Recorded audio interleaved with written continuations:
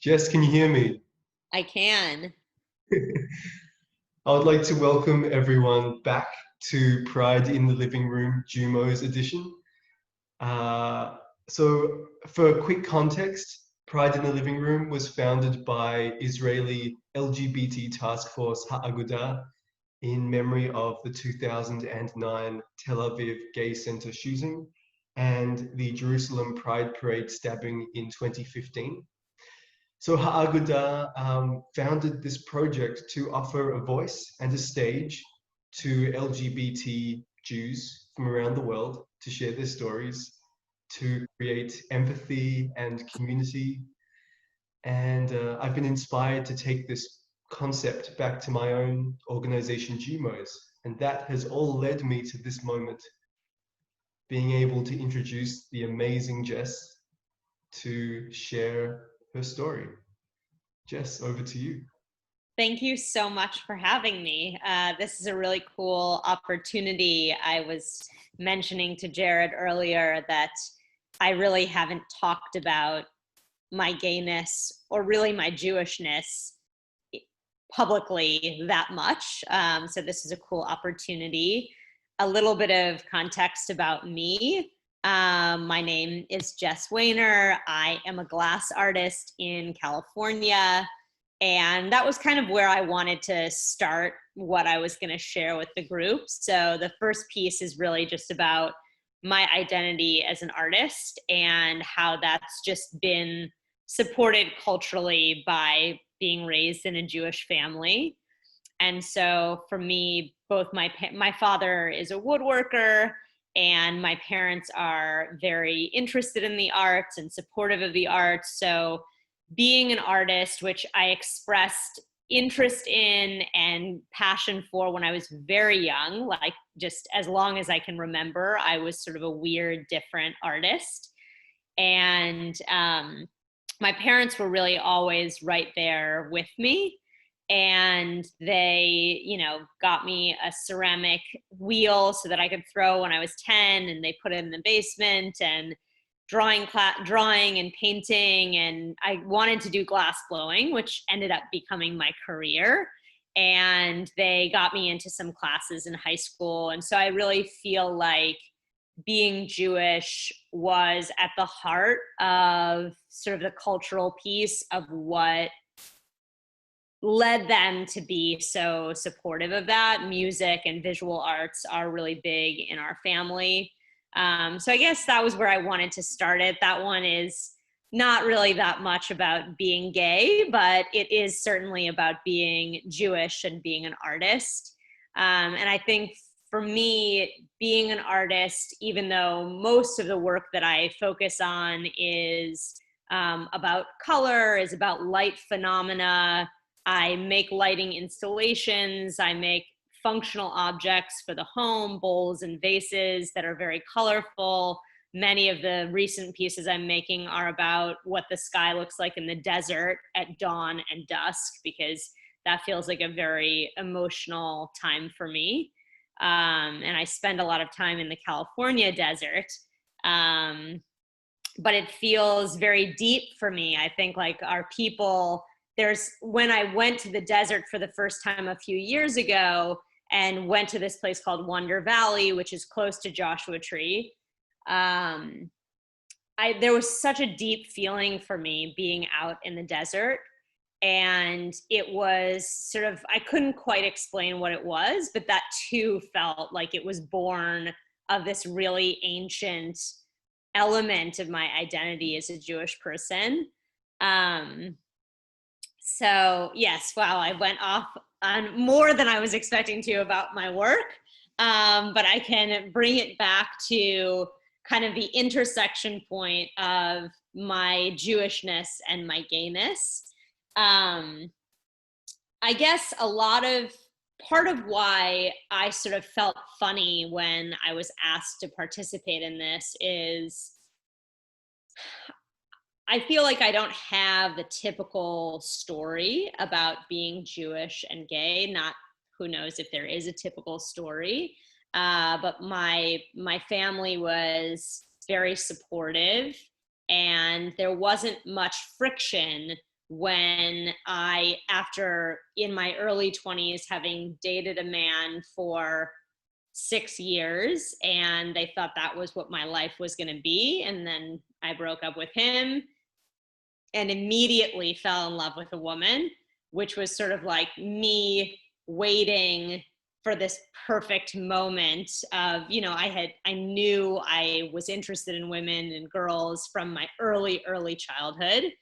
And it was sort of like, I grew up in the suburbs. There weren't a lot of gay people. There wasn't a lot of opportunity. Maybe there were one or two people who were sort of queer, curious, but there wasn't really an opportunity for me to come into my identity as a queer person. Not that you need to be in a couple to be in your identity as a queer person. But I think it was sort of it was a big dream for me. I envisioned this love story with this woman being like an ultimate life goal that I felt unsure if it was really going to happen. And for me, it didn't happen until my later 20s. I had had a couple like little flirtations and little things with women and like, teenage girls when I was younger, but no big love story, like the big love story that I was hoping for. And so after I broke up with the guy that I moved to California with, I got pretty seriously involved with someone very quickly. And it was interesting with my family. There was a point when some girlfriends of mine were like, oh, you need to sit down with your parents and like have a coming out. Like you need to come out to them. And I was like, oh, but my girlfriend has already been to their house. It's obvious that we're a couple, we're holding hands. She sent them really expensive wine from California. That's not really a friend behavior. And so I remember thinking that was a really strange concept, that it was kind of like, oh, like I'm just living my life. And some of that thinking probably relates to me being an artist, that I don't always think about things in a way that's related to how sort of normal society, mainstream society thinks about things. So it didn't occur to me to come out to them, because I was like, oh, my girlfriend, I love her. Like you've seen me kiss her. Like but I remember they came to California. I had breakfast with them. I came out to them and they were kind of like, I think we already knew this.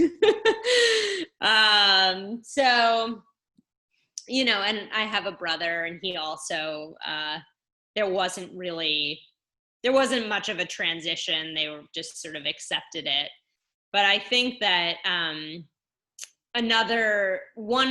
thing that when I was thinking about what we were going to talk about today, what really struck me as I was reflecting on kind of the different parts of the intersection of my Jewishness and my gayness was really around relationships I've had. So in that long relationship that I had with that man, he's not Jewish, and he never really expressed interest in Judaism. So that was like a pretty long formative relationship that I had in my earlier years. And my Jewishness was kind of in my own space, right? Which is very hard when you're living with someone and you're sharing a home with them. That doesn't really work long term. Like there's Jewishness in my house. Like I light candles every Friday. I buy challah. There's singing. There's like it's not. It felt.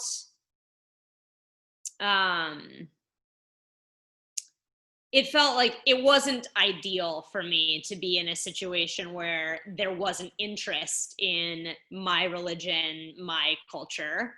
And so many things changed in my life when I started dating women. But the first thing I noticed was that most of the women that I dated from that point forward at least had an interest in learning about Judaism. So I'm thinking the first person I dated is Muslim, and she did not hesitate to like come to shul with me, like wear all white on Yom Kippur, fast with me on Yom Kippur.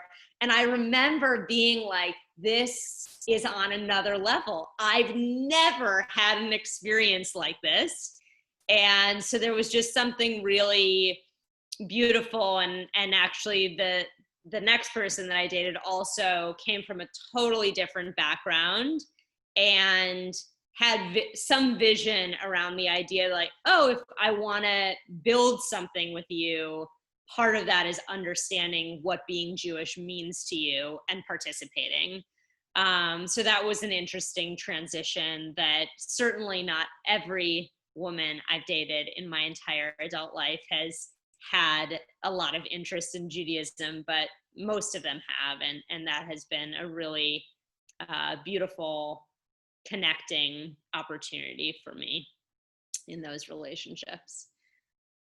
So that was kind of all I thought of as my initial story, but I don't know if you have any questions for me or. I do, yeah. Are you happy for me to have some follow-up questions? For sure, jump in. Oh my goodness, I wrote so many things down. I think it's really fascinating what you said, where you don't need to be in a couple to be actively queer. And I would like to extend it by saying you don't, in my opinion, you don't need to be sexually active at all to be able to embrace your queerness. Absolutely. Like I'm gay, I'm attracted to men. Um, and someone once asked me to post the gayest photo I could. And I took a photo of me and I said, I'm thinking of having sex with a guy right now. So this is literally the gayest photo I can take. um, Amazing. uh, so I wanted to know if you could expand on that concept. For sure. Yeah, that's I'm glad you asked that.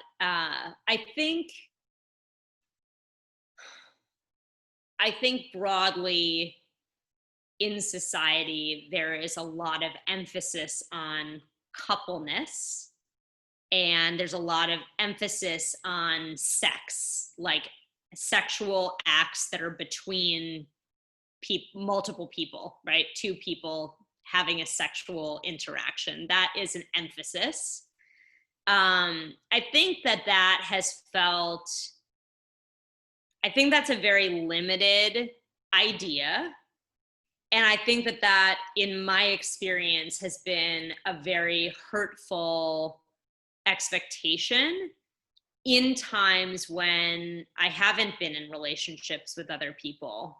And I think that a very, very dear friend of mine, who's a trans guy who I've known forever and ever and ever, who's very out and proud, and his work and his identity are really, he brings a lot of energy to his identity, and he talks about it a lot publicly in his work context. And I was sharing with him what it sometimes feels like for me on Pride weekend. I had a serious relationship that ended 6 years ago, and I really haven't had like another big love since that. That was like a really difficult relationship, really difficult breakup. And it's also been a chapter of my life that has been full of personal growth and creative projects. I've done a lot in my studio. I wrote the first draft of my first book. So a lot of things have been happening for me personally that I'm proud of and excited about. But being in love with another person who isn't a friend, who isn't my family, hasn't happened for me. And I remember talking to my friend about what it feels like for me when Pride weekend comes. And there have been years where I've really felt a lot of sorrow. I felt excluded. I felt like I didn't want to go celebrate. Like, you know, there were all these people having their romances around me, and they're like, oh, like I went with my girlfriend and we wore this sparkle outfit and we like went to the park together and had a picnic. And I think being solo in that time of celebration within the queer community, I haven't always felt a lot of celebratory feeling. I felt like I wanted to, without having like an active love story happening, I just felt like I was missing part of the sweetness of being gay, and also part of the thing that we have to suffer through, right? It's like, in a lot of ways, it's not easy to be queer. It's not easy to be gay. Like, these are things where like, okay, I've already like dealt with all of that side of it. And like the sweetness, the cupcake is that I like get to have this love story with this woman. And so I think it's mixed, right? I think that it's like, there's some sadness and disappointment in it. And then philosophically, I believe that we need a shift in society to putting less emphasis on whether you're in a couple or not, and to have more appreciation for individual people living their lives and expressing the love that's in their heart all different ways, right? I feel a lot of love and a lot of emotion in my heart all the time. And it's not necessarily getting directed to one girlfriend. I'm using it to make postpartum tea for my best friend who just had a baby. I'm using it like to care about my parents and my other friends. And so I think I'm hoping for a future time when there's just a more expansive notion of love, and also that we can feel this sweetness of participating in the queer community, whether we're in a couple or not. So that was a long answer for that one. I've got a lot of feelings about that one. No, it was really interesting. Thank you for sharing. Yeah. I have another question. So at the very beginning, you spoke about your art and how you feel like your creative process has been supported by Judaism, and the Jewish community that you've grown up in. I was wondering, have you felt that your art is supported by the queer spaces that you've been involved in? That's a really interesting question. My immediate response is that it feels really heavily weighted to my Jewishness and my Jewish community, and less so with the queer community. I, in California, have had periods of my life where I felt very connected to my local queer community. I would say I'm not in that space right now. The pandemic has presented this kind of extraordinary opportunity to connect globally. And that has sparked like Jewish connection, like this platform. And also I did connect with a shul that's in California that I had never done anything with. And I've been going to a couple events with them. And that there is a subgroup within that temple that is like a queer Jewish subgroup. But beyond that, I mean, there are individuals that I know through the time when I was more involved with the queer community locally here, who are definitely like supportive of my work and will post about work that I'm making or sales I'm having on their Instagrams. But I wouldn't say that I feel held in my creative process or my creative identity, particularly by the queer community in California. I feel like sort of shy saying that. I mean, I guess it is what it is. Yeah. Why does that make you feel shy?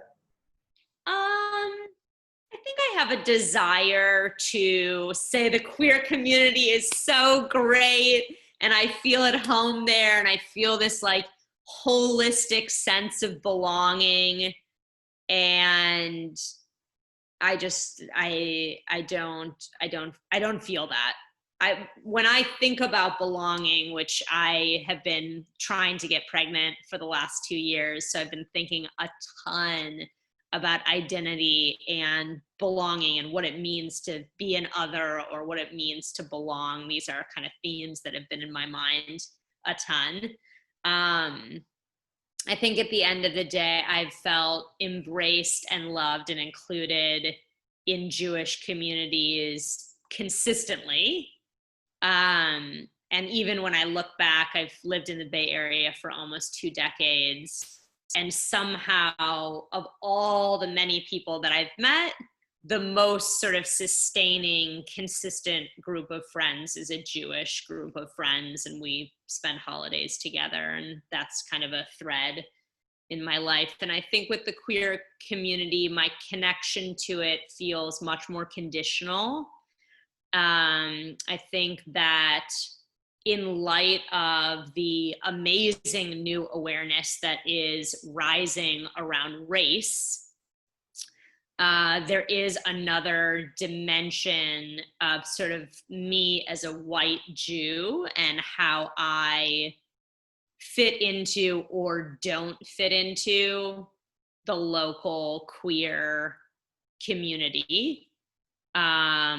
There's a lot of segregation based on ethnicity in the Bay Area queer community, and so it can be hard to find a landing place. That's really fascinating. Yeah, thank you for sharing. Sure. I wanted to ask, when you were talking about your relationships, that really struck me as something quite fascinating. And you were speaking about being with certain people who, even if they weren't Jewish themselves, these women still had a desire to learn more about Judaism and to have a more active role to be able to support you on your journey. And in particular, you spoke about a Muslim woman who would come to shul and wear white. I was just wondering, did she request or expect you to offer the same support for her religion, or how did that work? She is not super observant in her own practice. So her origin religion is Islam, but she's not she's not really practicing. And we actually, you'll be surprised at this, didn't date for that long. So that was when right out in the beginning of the relationship where she was kind of like really desiring to learn everything she could about me. And we certainly had conversations about, like, I was curious to learn, like, are there similarities? Is there something different? Like, what were your observations? What did you feel? And so we had conversations like that. But she didn't have an expectation. I think that she was showing up purely out of the desire to really know everything she could about me and my life, which I thought was just totally amazing. Do you think that if you found a non-Jewish person who you wanted to connect with, do you think that you would embrace another religion or another culture like that? That's a really tricky question. I think that it's tricky because my energy right now is going so much towards building my own family. And so I am still very hopeful that a pregnancy and children are in my near future. And so for me, having a Jewish household and raising my kids Jewish is very important to me. And so I certainly would be open to dating someone who wasn't Jewish, who had another religion, and I would be open to learning about it. But I think for me, especially because I'm starting my journey of family building as a solo person, like my intention today is solo parenting. I think that makes me a little bit less flexible when I envision, like, if I met someone and I fell in love with them and our family already had a thing going, I just don't want anything to sort of take away from the feeling of it being a Jewish household, and I want them to like get a Jewish education. So I'm totally open to learning other things, but more as far as the kids go. Yeah. So you may be a mum very soon. That's really I exciting. hope so. Well, when it does happen, let me know, and I'll be the first to wish you mazel mazel mazel tov. Thank you so much. I will.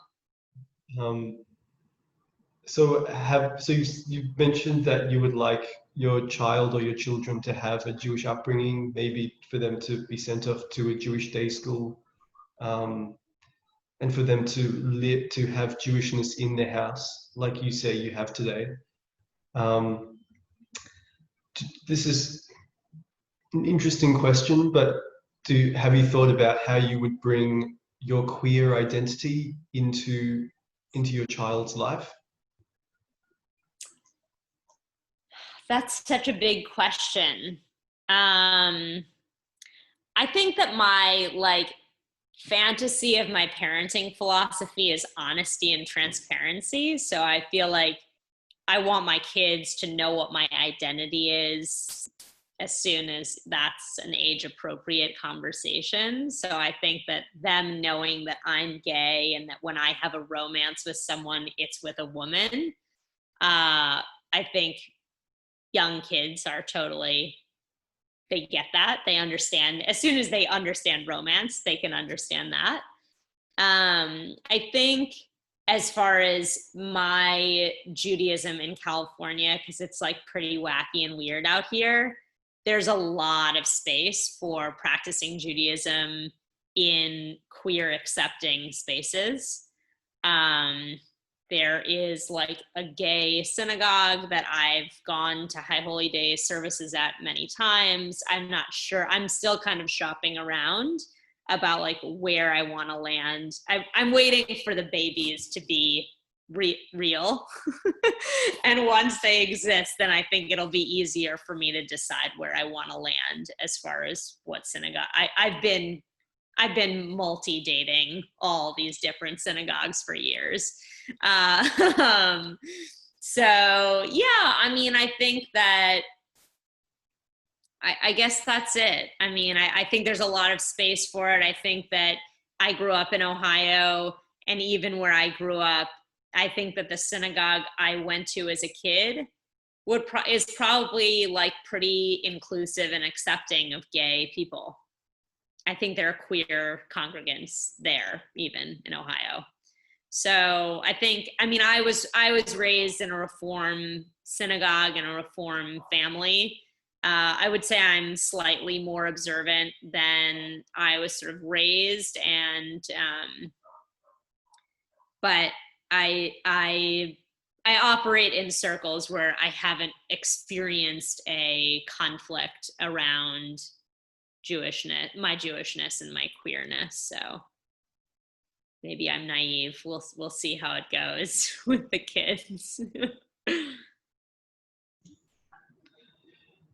There are many places in the world that may not have the luxury to have a queer-friendly shul, or even a shul with queer congregants, or open to having those discussions.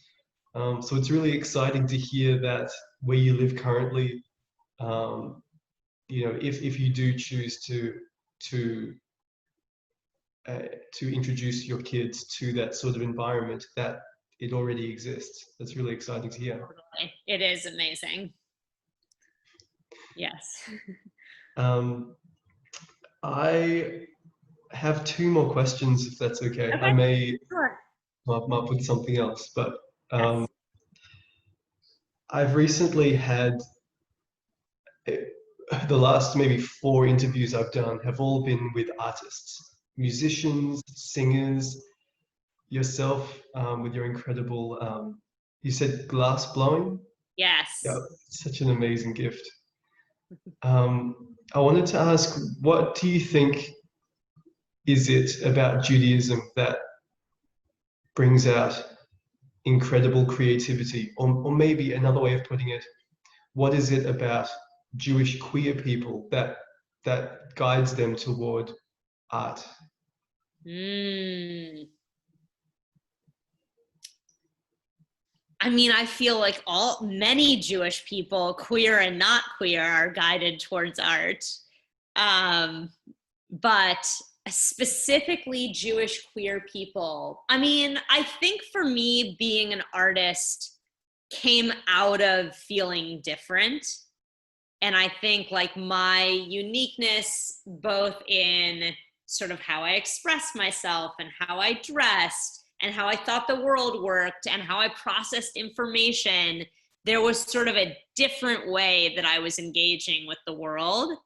And I think that that is can be very seamlessly connected to the queer experience, right? They're both experiences of being different and existing in this kind of like other space. And like for artists, maybe the otherness is that they don't have a 9-to-5 job, or they like, for me, I sort of don't follow schedules particularly well, but I like wait for inspiration to happen, and that guides me. And so I don't think it's worth going through all the ways that artists are different than mainstream non-artists. But we're different. And I think being queer is also a way of being different. And so I think there can be a connection there. But I think I feel like there's an academic response that actually explains why so many Jews are creative. I mean, I think singing is obviously part of our culture, but I think it's way, way deeper than that. I mean, I think in the Torah, there's certainly many stories about craftspeople, early craftspeople, working with glass and clay. I mean, I am certainly not the person to ask about sort of referencing specific excerpts of the Torah. But I know it's in there, but I don't know historically what the line is from, but I do know that pretty much all of the Jews I know are either musical or into visual arts. I mean, there's just a strong tie there. So. Yeah, I definitely feel that. Have you heard of a musical called Fun Home? I have, but I haven't seen it. I haven't seen it, but I did hear of it. I think it's an amazing musical. I wanted to ask, uh, I mentioned Fun Home because there's a song in that musical called Ring of Keys. And the young protagonist has always felt different and um, has always felt a little bit detached from the conversations and the culture that she grew up in. And then one day she sees a waitress, and she has a ring of keys, and she's wearing she's wearing, I think, like leather boots and sort of cargo shorts and sleeveless shirt. And she has this moment of self-identification, and she doesn't have the language to describe it yet, but there's this sort of unspoken, oh, there's someone else who really, like, what's going on inside my brain, this person is realizing it, and I want to be like that. Hmm. I was just wondering, Jess, if maybe early on in your journey you had that sort of experience of the first moment of, wow, I'm not alone. There's someone who's years ahead of my journey, and I feel a connection. Absolutely. I'm not going to give you her full name. I'm actually not going to give you her name. But there was certainly someone who was like that to me in high school. And she would pick me up after school in this like kind of beat up vintage silver BMW that was like inherited from her mom. And we would like drive out to the cemetery, and like that was like the date, right? Like there was nothing ever happened. I was totally in love with her. She was older and bisexual, and she had had a romance with a woman who's actually like a pretty famous musician. And so now, and also an icon in the queer space. And so there were kind of like moments of like, there was a thread that tied me to them. And I had this like endless crush, and we would hang out and go to the cemetery and, you know, like roll the windows down and sing and listen to music. And she and I, it didn't come together, and that was really like an unrequited love story for me in high school. She went off to school, and I was younger than her by 2 years. I flew to where her school was, and I remember visiting her in the dorm. I was going to spend the weekend. I think she knew that I was like totally in love with her, and it just wasn't going to come together. And she like proposed that we like drink a bottle of wine. So I like arrived, and we drank this whole bottle of wine, and we ordered a pineapple pizza, which I would usually never eat. And we like drank the wine and had the pizza, and then slept like sardines, hugging each other in this tiny, crappy dorm bed. And you know, that was just, I can't remember how old I was when that weekend happened. But yeah, there were many moments like that. She was sort of the most like the one I think of when I think back to like those early moments of, you know, I think they're like dreams. You know, it's like that was an extended dream. That was like many months of me pining after her and nothing happening. But I had a few other ones like that, and I actually like got involved with a woman in college and sort of repeated that. And she like doesn't date women, but really liked the flirtation. I have heard many other people having experiences like these where I just thought she was this dream girl, and we would like, you know, go out to dinner, and again I would like sleep next to her in her bed. Nothing would happen. I was totally obsessed with her. I wasted 8 months of my life on that.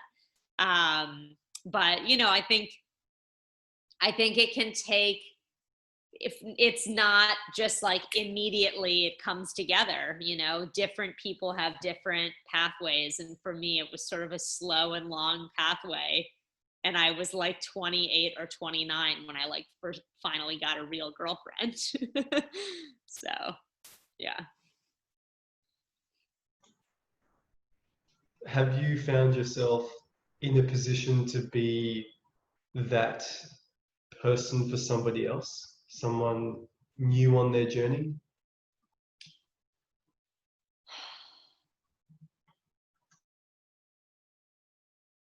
Yes.